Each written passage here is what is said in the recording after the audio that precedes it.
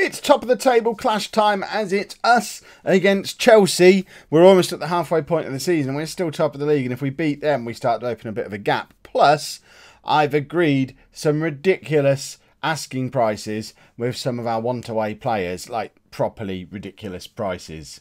Hello and welcome to part 5 of Gunning for Glory. I'm Kev, and coming up on today's episode, we're at home against Chelsea and then away against Newcastle in the Premier League.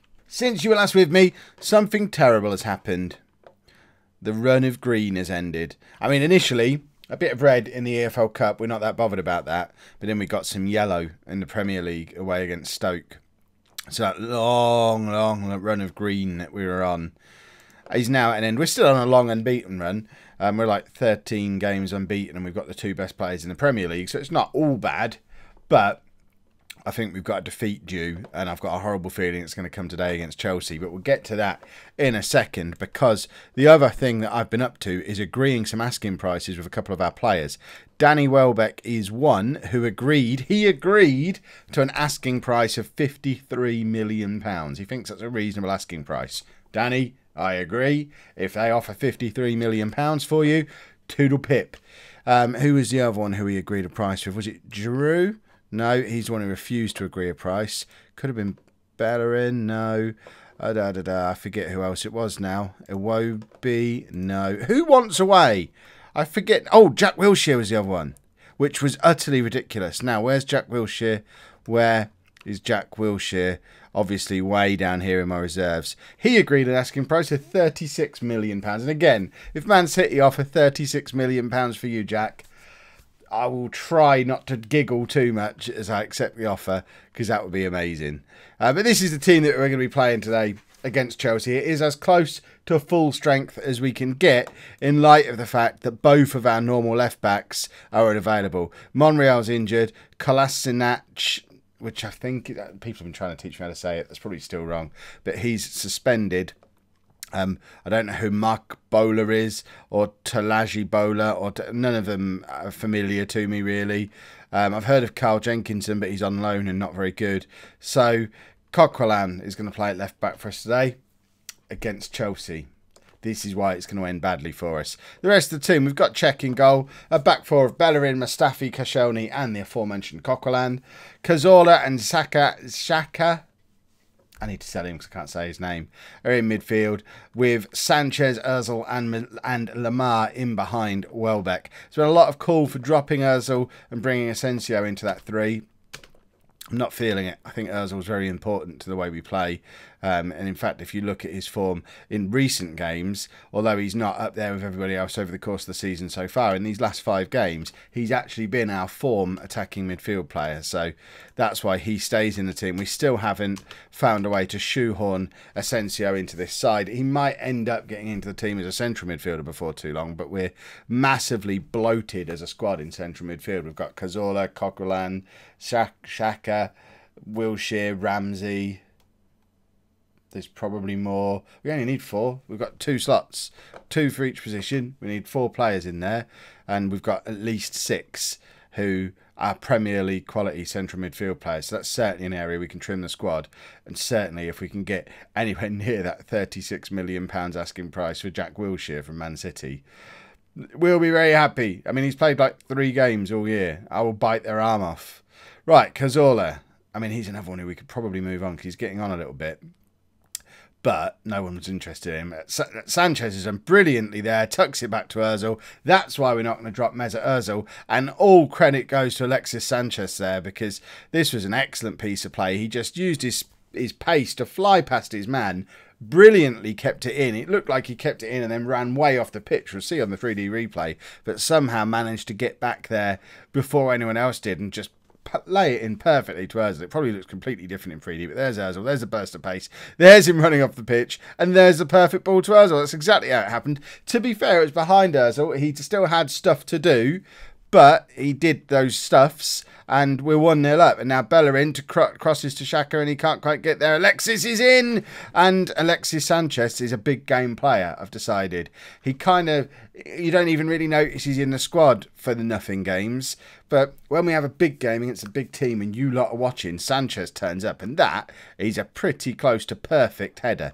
There's been periods in the last... I don't know, 10 games or so even, where Sanchez has gone long stretches of time without even being in the team. Or when he does get in, he perhaps comes off the bench and plays up front. And he's by no means a first choice, first name on the team sheet every week for me. But in these big games, you just know he's going to turn up. And he's having an absolute stormer again. Right, Ozil to Lamar to Welbeck, Xhaka. And Bellerin's now in. Cazorla, look, we're just knocking the ball around Chelsea brilliantly. We've drawn a foul out of Kante, and it's his second yellow card. Chelsea are down to 10 men in this first half. Kante's been sent off. I don't even know what weird formation they're playing now. I know it's behind my head, but it's basically 3 at the back, then 4 in midfield, and then a man in behind a striker. So I guess it is what Chelsea would do if they got a man sent off in real life with their 3 at the back system. But with this whole 3 at the back system, I think we're completely pinning their wing backs back, so they're not being effective at all going forward. We're overloading that defence, and it's creating so much space for Cazorla and Xhaka to just do whatever they feel like. Our fullbacks are able to push on because there's so much space in front of them, because the only wide players in the Chelsea team are being entertained by Lamar and Sanchez. And I just don't see that this 3-4-3 thing that Chelsea do, I don't see how it works against a 4-2-3-1. Perhaps it does in real life, but logically, it just doesn't seem like it should. We should just be able to completely overload them in wide areas and just sort of dominate them everywhere. Diego Costa's scored a goal. Now, that's not really realistic. He shouldn't be there. He should be sunning himself in Brazil or wherever he's disappeared. Is he back in? I don't even know if he's back now. He might be back for all I know. Perhaps he's just got back and decided to score a goal against us. But with 20 minutes to go, a game that we were completely in control of, we should really be out of sight at this point. And we're making it a little bit difficult for ourselves. But what we can do here is give a debut to Lacazette. But that seems silly.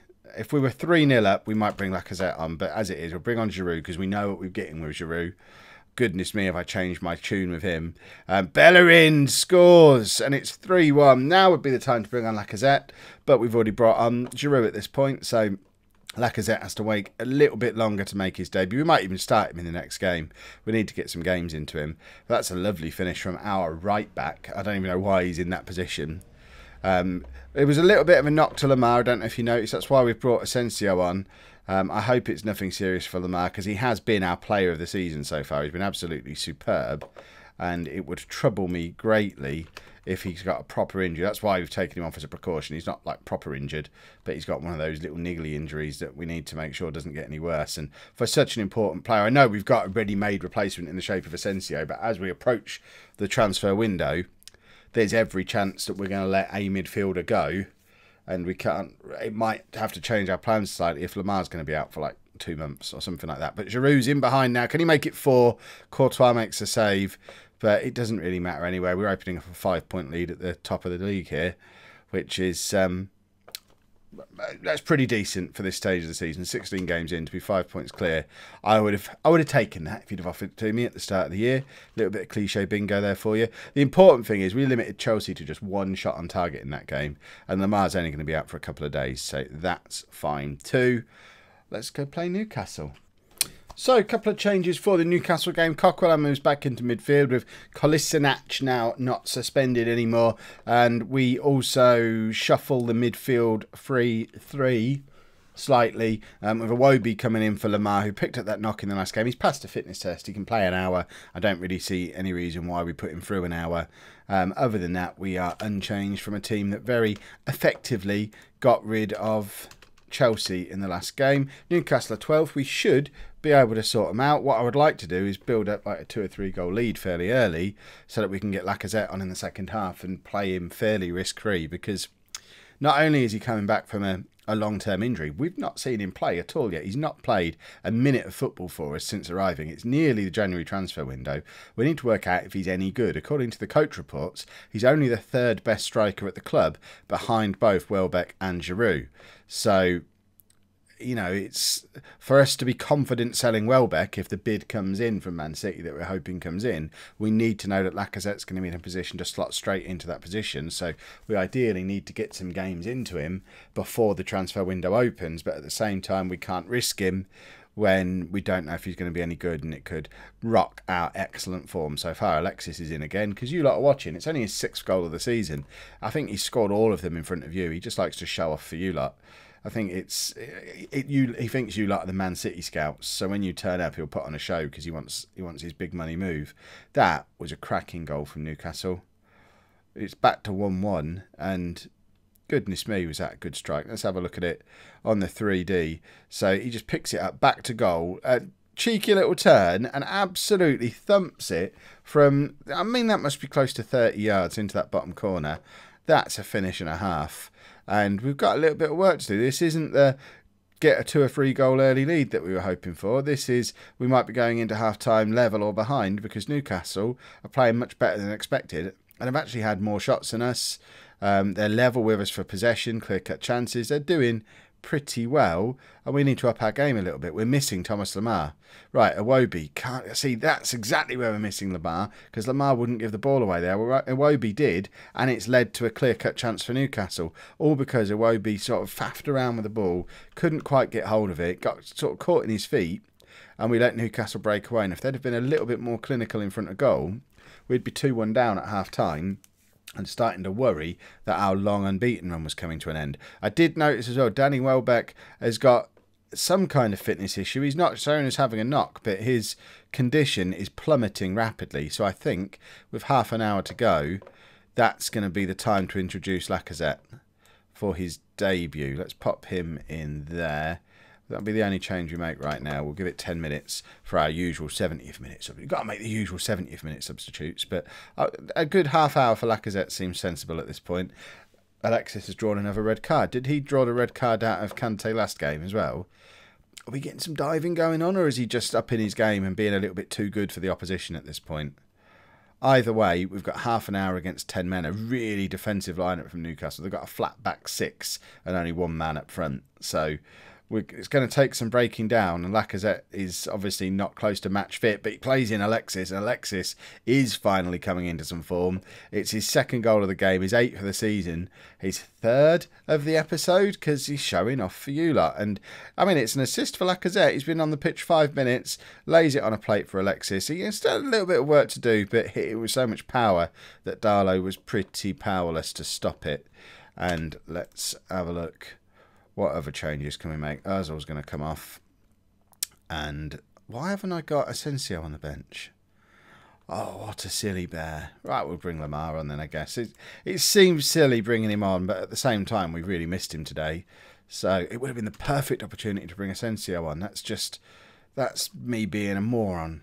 Right, Xhaka can come off and Ramsey can come on. I need to find a way to get Aaron Ramsey into this team or sell him, because he's too good to be sitting on the bench every game, which is all he's doing. I mean, he's the reason that Asensio's not on the bench today, because we need to get Ramsey involved somehow, but we've got too many midfielders. We need to pick our 2 that we want and our 2 backups and ship off the other ones to create a few squad slots, because we can't have people like Ramsey. I mean, he's played maybe 5 games all season so far, and that's not right. He should be playing more than that. Look at that. It's a beautiful tackle. He's just completely snuffed that out. Perhaps we should be playing. Perhaps he should be first name on the team sheet in midfield. But then everyone was calling out for Xhaka. Everyone was calling out for someone else. Perhaps they weren't. Perhaps I'm playing the likes of El Neni and Coquelin when I really don't need to be. And we need to be focusing on Ramsey. But either way, we've got 2 wins for the episode, which leaves us closing in on the halfway point of the season with that 5-point lead still in place. We now have the 3 best players in the Premier League, and Bellerin's actually better than Lemar at this point, but Lemar has most man of the match. Cech is showing up on clean sheets, Sanchez on assists. It's all going really good. We've just got to see if we can survive the transfer window, and that's what you're going to see on the next video, because we're going to go through to the end of the transfer window now, so you can see A, if we survive it, and B, if we start to claw back some of that money, because remember, one of the big goals of the save is not just to revive Arsenal and bring them back to former glories, even take them beyond those glories, but also we want to do all that with a net transfer profit, and we're on minus £155 million at the moment, so we need to sell some players. If you've enjoyed that, please make sure you pop a like on there for me, subscribe to the channel if you'd like to see more, and thank you very much for watching.